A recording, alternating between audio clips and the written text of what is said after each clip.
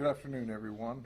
Thank you for being with me today so that I can bring you up to date on the investigation we began at about 6:45 this morning. It all started when a 15-year-old young lady, Valerie Cosme, was on her way to high school at Davenport High School. She was crossing County Road 547 and she was struck by a vehicle and she was significantly injured. She was transported to the hospital in critical condition, critical and unstable condition. The good news is by mid-morning they changed the condition to critical and stable. So she's moving in the right direction. We ask for all of your prayers because she's certainly significantly injured as a result of the crash. The investigation is in the preliminary stages, and as you know, the information I give you now is subject to change. But it appears that the person driving the truck was driving below the speed limit, and it was dark. She crossed at a school crossing that's designed for the elementary and middle school. Now, there's an elementary middle school next to the high school. So those lights weren't designed to come on at that crossing until about 7:30, which would have been about 45 minutes after the crash. And at that time, because there's an elementary there, not only would the lights have come on, but it would have also been staffed by a school crossing guard. So the driver said, "I simply didn't see her." And our investigation also shows that he has a camera on his business truck, and it recorded the crash as well, and that's under review by our traffic detectives at this time. We're also investigating the fact that apparently on County Road 547 in front of the high school, there are no street lights. So that's under investigation as well. I talked to Mr. Hyde, who's the superintendent of the Polk County School System, and I'm telling you right now, he is simply the very best. And even though those lights were specifically designed to come on at that crossing for the elementary and middle school, he is going to have them start in the morning, coming on at 6:15 in the morning. And so as soon as that information was brought to his attention, he took immediate action so that it will benefit the high school students that cross as well. But our prayers are in line for Valerie, and certainly the indication at this time was that she walked in front of the vehicle while he was driving below the speed limit. So once again, the investigation's still underway. It's only been underway for a few hours now. She is being treated at the hospital for her significant injuries, and we pray that she makes a full recovery. Are there any other questions? Yeah, there have been 2 accidents like this in the last week. So what are you going to do to prevent this situation and save children? Yeah, first and foremost, when you ask what we're going to do to prevent it, it can be prevented if you don't walk in front of vehicles. It's important for people that are crossing the road to pay attention, because with lights, without lights, you've got to not walk in the roadway. Now, that's the most important thing. You understand that this was before sunup, and certainly it would have helped for there to be ambient lighting, i.e. street lights on 547 in front of the high school. But the reality is that you've got to make sure that you're not in the roadway. Lake Wales had a fatal crash, and in that fatal crash, as I understand, we weren't in charge of that investigation, the young man was in the roadway once again, or sitting on the curb on the edge of the roadway. So we all have to work with our children and to tell them cars, vehicles are dangerous. And they don't necessarily see you. You're there, you're aware of your presence, but they're not aware of your presence. So I'm always the first to say, our heart goes out for this young lady that walked in front of this vehicle. Because she made a mistake and walked in the road doesn't mean she should have been injured, but she was. And the initial information is this guy was driving below the speed limit.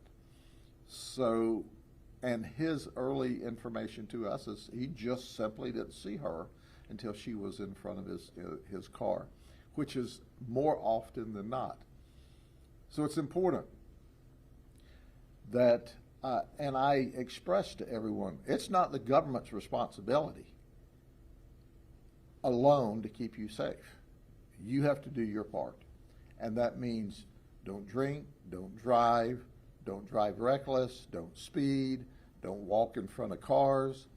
So as we go through and check the boxes, this last two was a result of that. Now we had another one that was hit back in November. And that one too, there was issues about where they may have been. So at the end of the day, we don't want any child ever to be hit.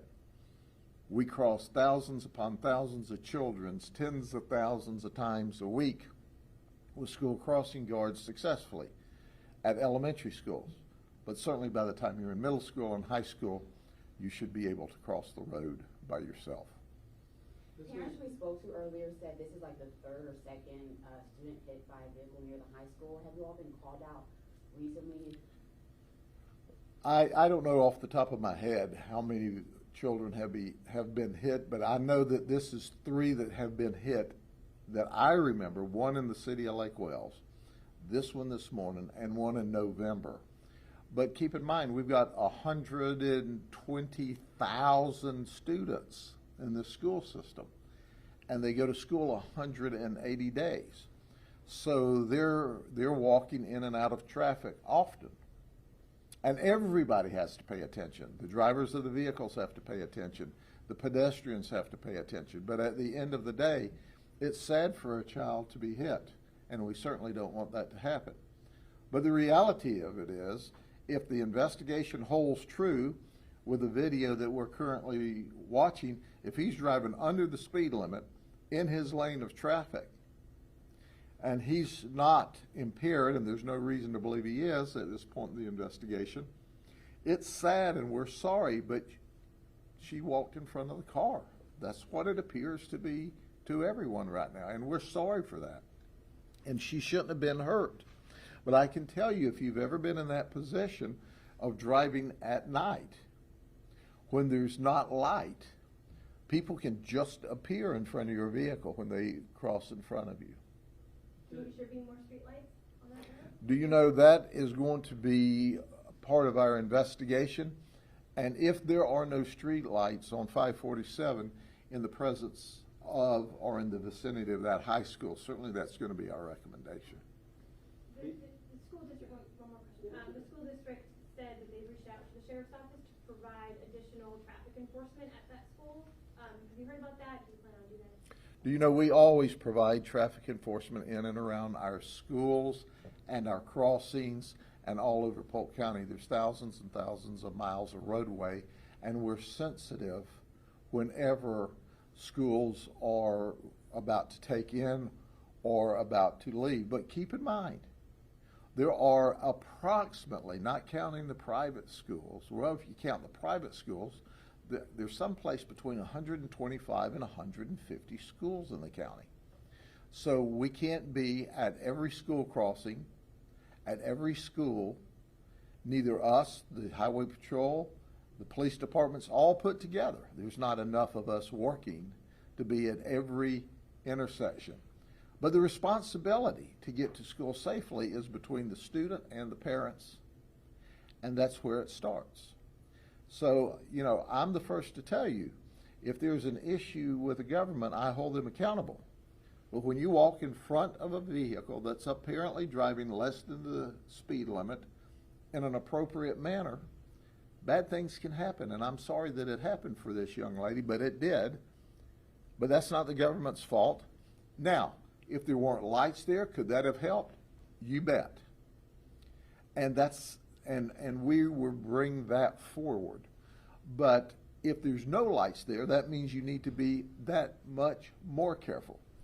So at the end of the day, I'm not defending whether there are lights or no lights. I'm just telling you that if there's process improvement, that's absolutely going to occur. In fact, Mr. Hyde, when he found out this morning that, hey, that was a elementary crossing that kicks on at, I think, 7:25 or 7:35, he immediately said, well, we'll turn those lights on in the morning at 6:15. That's how quickly and expeditiously he's worked to make improvements. And I'm certain, because the county is that sensitive as well, between the school board and the county, they absolutely will take our recommendations to heart. You may not know the answer to this question, Patricia, with the condition she's in, but do you know if maybe she also did not see the truck coming, and that this was just an accident on both parts? Yeah, it's hard to determine that, obviously, because we've not talked to her.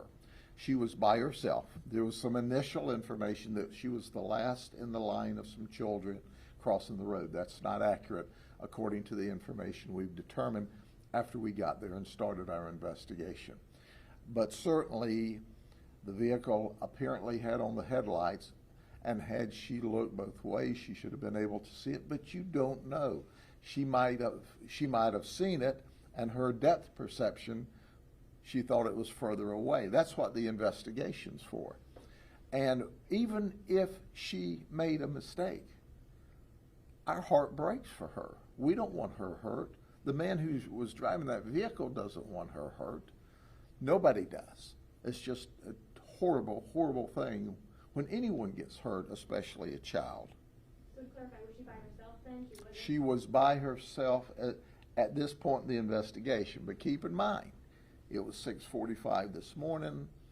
Our traffic, what I call our traffic expert team, got there probably, the initial traffic cars and deputies and police officers got there immediately. Then we called out a special team on significant injuries that could end up possibly in a fatality or significant injuries. It takes them about an hour to get there. So they've been investigating this thing, what, three and a half hours? There's a lot of work to do. And they'll do a wonderful job, because they always do. Sheriff, I'm looking at a statute here that says when traffic control signals aren't in operation, the vehicle should yield the right of way if they're on a crosswalk. Does that not apply here? Well, that if he saw her, but see, the crosswalk was not in operation at that moment in time, you see. So, and if there's a marked crosswalk and he sees her and she steps onto a designated crosswalk, but this is a school crosswalk that didn't come online and the lights didn't come on until 7:30. It's at night, and with or without a crosswalk, he wouldn't have run over this person if he'd have seen her. So at the end of the day, that's still part of what's under investigation. Is, did he see her? What was, we are looking at the lighting. But the bottom line to all of this is everyone's got to be careful, with or without a crosswalk. Can you spell Valerie's last name? I'm sorry. COSME. Do you think this is a teachable moment for parents to their children? Whether, you hear about distracted driving for drivers, but, there's distracted walking, and not sure if this is the case in this situation, but, kids are on their phones a lot, they have headphones on, they're kind of just walking, maybe that could have been called? It certainly is a teachable moment, because we don't know the circumstances of what she was doing at that moment in time. But you're exactly right. We have worked a lot of crashes in the past where people had their earbuds in and were playing on their device and walked directly into the path of the vehicle. And we've seen the earbuds still in their ears or knocked out of their ears, and the cell phones all over the road. So we don't know at this point in the investigation that she was doing any of those things. But it is a teachable moment. And once again, it doesn't make any difference whether there was a crosswalk lit or not lit, whether this person saw it or didn't see it. the bottom line is we don't want anybody hit at all. Now, if you stand up lights, the probabilities of the driver seeing them get better. If the crosswalk was lit at that moment, the probabilities are better. If she was wearing light clothes and paying attention, which we can only assume that she wasn't paying attention since she walked in front of the vehicle, the probabilities of something not occurring get better. So there is going to be unequivocally opportunity for process improvement here, whether it's human process improvement or technology process improvement or both. That's what's under investigation.